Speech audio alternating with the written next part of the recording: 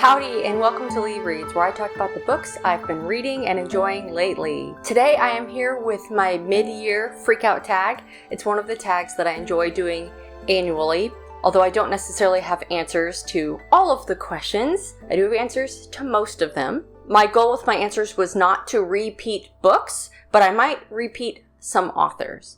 Question 1. The best book that you've read so far this year? For me, that is The Alphabet of Thorn by Patricia McKillop. If y'all watch this channel, you know that I enjoy a sort of mythic, older fantasy writing style with somewhat lyrical prose that is descriptive but not overly descriptive, where it lends you the idea of what the author's trying to describe and lets you fill in the rest of it with your mind. And I think that suits the magic in this book very well and makes it feel a little bit more whimsical and even dark as we are exploring the events of the story with the characters. It was a perfect combination for me of the writing style, the characters that we were interacting with, and also an interesting story all woven together. That was right up my alley, and I still do want to read more Patricia McKillop. Next, best sequel that you've read so far this year, which could double as the biggest surprise, but it's not. Dreaming of You by Lisa Kleypas. This is book 2 in a duology, The Gamblers of Craven.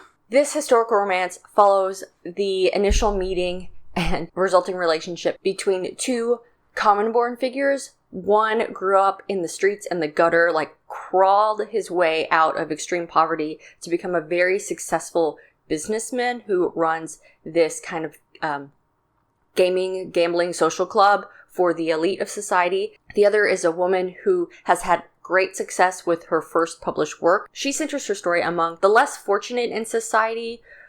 Her first book, which is very, very popular actually, is about a prostitute named Matilda. This next book that she's working on has to do with smugglers and gambling. And so she is out in the streets of London trying to get firsthand experience and knowledge about these sorts of characters so that she can make her books come to life. When she manages to avert a potential murder, a group of men are really punishing our other main character. She saves his life, gets him back to his establishment, and then asks as a boon in exchange for saving his life that he let her stay around the place and talk to the staff and get to watch from the shadows. And things go from there. The characterizations in this book were excellent. I grew quite attached to each character. Next, number 3, newest release that you haven't read yet but want to. I think this book came out last week. Eye of Leviathan by M.A. Carrick. M.A. Carrick have written Rook and the Rose trilogy, an excellent fantasy trilogy that begins with Mask of Mirrors, which I highly, highly recommend. So when I saw that they were coming out with a new fantasy world, I don't know if it's standalone or if it's the start of the series, I immediately pre-ordered it. From what I understand, it's an alternate history in the era of the Spanish Golden Age and has to do with Fae. One of our main characters is a changeling that is walking around in our mortal world, and the other is the human who was changed with, who is now trapped in the Fae world, but only they are in the position to be able to work together to save the worlds that both of them love. Question number 4, most anticipated release for the second half of the year, is Daggerbound by T. Kingfisher, which is the sequel to Sword Heart, one of my very favorite books, period. I didn't even realize that this was going to have a conclusion. However, there's a part 2. It's coming out later this year, and I'm going to gobble it up. Sword Heart is about a wealthy widow whose late husband's family is trying to entrap her into marriage with a horrible man so that they can try to retain the wealth that she inherited, and she thinks she is totally out of options. She finds this ancient sword among her great uncle's clutter that he has in this house and decides she might not have any other options but to use this sword on herself. She unsheathes it, and the soul that had been bound to that sword and whose obligation is to protect the sword bearer decides, no, this isn't happening. We're going to put the situation to right.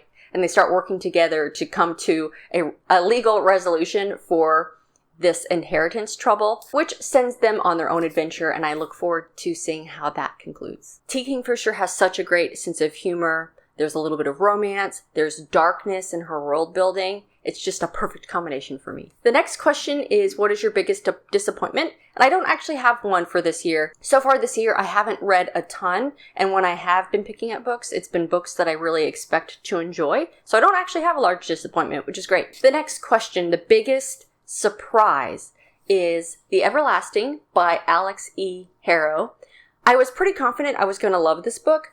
But for me, the surprise is that a trope that I personally find grating and I don't tend to really love is time repeats like Groundhog Day. I find myself getting impatient re-experiencing the same scenarios over and over.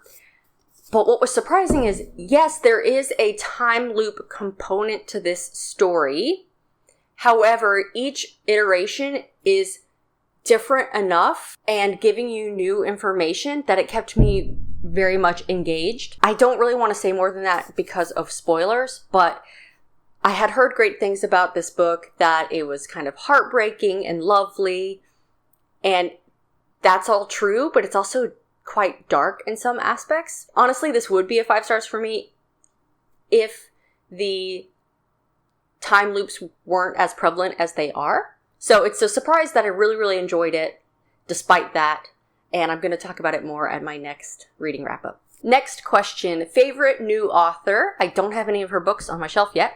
Evie Dunmore. She has written a series called The League of Extraordinary Women, and it's about suffragists working in London and Oxford in the 1800s. Each book in this 4-book series follows a different one of these women who all come from different backgrounds.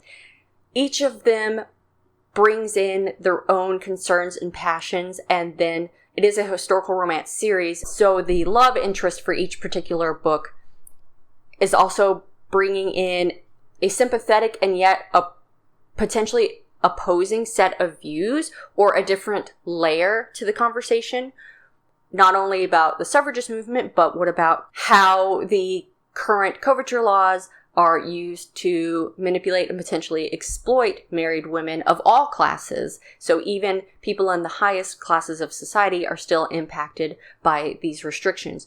Or foreign-born people within the British Empire and how they may be looked down upon for not being actually from England, or, you know, being raised in these other places that the empire is reaching out to for their natural resources. Or more specific class concerns, especially workers, for example, coal miners. Like, the empire, the nation is running on the fruits of these people's labors, and yet they are barely able to scrape by. So the combination of these different characters, positions, and societies all coming together not only made it a very, like, man, Evie Dunmore's writing is very, very smart, but yet she's writing compelling stories that are funny and that have longing, and the romances are great, and the characters are really having to grapple with different issues. They're just very complicated, and I enjoyed every book in the series. Next question, favorite character, and my battery is getting low, so I should hurry up, is Maggie. Maggie the Undying from This Kingdom Will Not Kill Me. I found her very clever and determined, and I just enjoyed how she approached the issue of suddenly finding herself entrenched in this fantasy world that she loves and knows very well.